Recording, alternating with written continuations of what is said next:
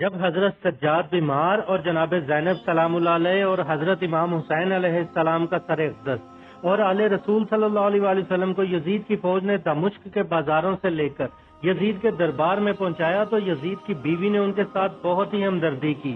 یزید کی بیوی اصل میں کون تھی اور اس نے جناب زینب کو کیا کہا تھا اور یزید کے دربار میں جا کر اسے سب کے سامنے ذلیل کیوں کیا تھا جبکہ وہ خود یزید کی بیوی تھی؟ آج کی ویڈیو میں ہم اس واقعے کو جانیں گے، مگر گزارش ہے نئے آنے والے مہمان چینل کو سبسکرائب کر لینا۔ ایک روایت میں ہے جس وقت قیدیوں کو دمشق میں لایا گیا تو اس وقت ایک عورت یزید کی بیوی ہند کے پاس آئی اور یزید کی بیوی سے کہنے لگی، ابھی ابھی کچھ قیدی آئے ہیں، انہیں دیکھ کر دل دہل رہا ہے۔ ہند یہ بات سن کر اٹھی اور عمدہ لباس زیب تن کیا اور اپنی خادمہ کے ساتھ قیدیوں کے پاس گئی اور خادمہ کو حکم دیا کہ ایک کرسی لے کر آؤ۔ جب کرسی لے کر آئی اور یزید کی بیوی ہند کرسی پر بیٹھ گئی تو حضرت زینب کی نظر ہند پر پڑی۔ جناب زینب سلام اللہ علیہ نے غور سے اسے دیکھا تو پہچان کر اپنی بہن جناب ام کلثوم رضی اللہ تعالیٰ عنہ سے فرمایا، کیا آپ اس عورت کو پہچانتی ہیں؟ جناب ام کلثوم نے فرمایا کہ نہیں، میں اسے نہیں پہچانتی۔ تو جناب زینب سلام اللہ علیہ نے فرمایا، یہ ہماری کنیز ہند بنت عبداللہ ہے۔ جناب زینب کی بات سن کر حضرت ام کلثوم نے اپنا سر مبارک نیچے کیا اور جناب زینب نے بھی اپنا سر جھکا لیا تاکہ ہند ان کی طرف متوجہ نہ ہو، مگر ہند دونوں شہزادیوں کو غور سے دیکھ رہی تھی۔ اس نے آگے بڑھ کر کہا، آپ نے آپس میں کیا گفتگو کی کہ جس کے بعد آپ نے پراسرار طور پر اپنے سر جھکا لیے؟ کیا کوئی خاص بات ہے؟ مگر جناب زینب نے کوئی جواب نہ دیا۔ ہند نے پھر پوچھا، اے مستورہ آپ کس علاقے سے ہیں؟ اب جناب زینب خاموش نہ رہیں اور فرمایا، ہم مدینے کے رہنے والے ہیں۔ جب ہند نے مدینہ کا نام سنا تو فوراً اپنی کرسی چھوڑ کر احتراماً کھڑی ہو گئی اور پوچھنے لگی، کیا آپ مدینے والوں کو جانتی ہیں؟ جناب زینب نے فرمایا، تم کن مدینے والوں کے بارے میں پوچھ رہی ہو؟ ہند نے کہا، میں اپنے آقا و مولا امام علی علیہ السلام کے گھر والوں کے متعلق پوچھنا چاہتی ہوں۔ امام علی علیہ السلام کے گھر والوں کا نام لیتے وقت ہند کی آنکھوں سے محبت سے آنسو جاری ہو گئے اور پھر خود ہی بولی، میں اس گھر کی خادمہ تھی، مجھے اس گھر سے بڑی محبت ہے۔ جناب زینب نے فرمایا، اس گھر میں کن افراد کو جانتی ہو اور کن کے متعلق دریافت کرنا چاہتی ہو؟ ہند نے کہا، میں مولا کے بیٹوں اور امام حسین علیہ السلام اور ان کی اولاد کا حال معلوم کرنا چاہتی ہوں اور مولا کی پاک باز بیٹیوں کا حال معلوم کرنا چاہتی ہوں۔ خاص طور پر میں اپنی آقا زادیوں زینب اور کلثوم کی خیریت معلوم کرنا چاہتی ہوں اور اسی طرح سیدہ فاطمہ الزہرا رضی اللہ تعالیٰ عنہ کی دوسری اولاد کی خیریت معلوم کرنا چاہتی ہوں۔ جناب زینب سلام اللہ علیہ نے اشک بار آنکھوں سے فرمایا، تم نے جو کچھ پوچھا ہے میں تمہیں تفصیل سے بتاتی ہوں۔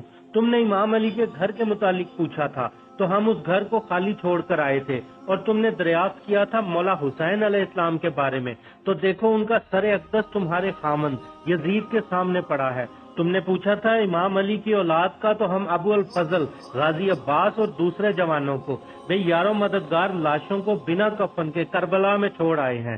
تم نے اولاد حسین علیہ السلام کے متعلق پوچھا تو ان کے سب جوان مارے گئے، بس میرا شہزادہ سجاد بیمار باقی ہے جو اس وقت تیرے سامنے ہے اور بیماری کی وجہ سے ناتواں ہے۔ اور جو تم نے زینب کے متعلق پوچھا تو دل پر ہاتھ رکھ کر سن، میں ہوں زینب اور یہ میری بہن ام کلثوم ہے۔ جناب زینب کا جواب سن کر ہند نے چیخنا شروع کر دیا اور زور سے ہاتھ اپنے منہ پر مارتے ہوئے کہا، ہائے میری آقا زادیوں، یہ کیا ہو گیا؟ میرے مولا کا حال کیسا ہو گیا؟ ہائے میرے مولا مظلوم امام حسین، کاش میں اندھی ہو جاتی اور فاطمہ الزہرا کی بیٹیوں کو اس حال میں نہ دیکھتی۔ روتے روتے ہند غش کھانے لگی اور ایک پتھر پکڑ کر اپنے سر پر مارا، ایک خون کا فوارہ نکلا جو جسم پر گرنے لگا۔ جناب زینب نے فرمایا، اے ہند، اب تم کھڑی ہو کر اپنے گھر چلی جاؤ کیونکہ تمہارا شوہر بڑا ظالم انسان ہے، ممکن ہے کہ وہ تمہیں تکلیف پہنچائے گا۔ ہم تو اپنی مصیبت کا وقت گزار لیں گے مگر ہم نہیں چاہتے کہ تمہارا سکون برباد ہو جائے۔ ہند نے عرض کی، با خدا، مجھے اپنے آقا و مولا حسین سے کوئی چیز بھی زیادہ قیمتی نہیں ہے۔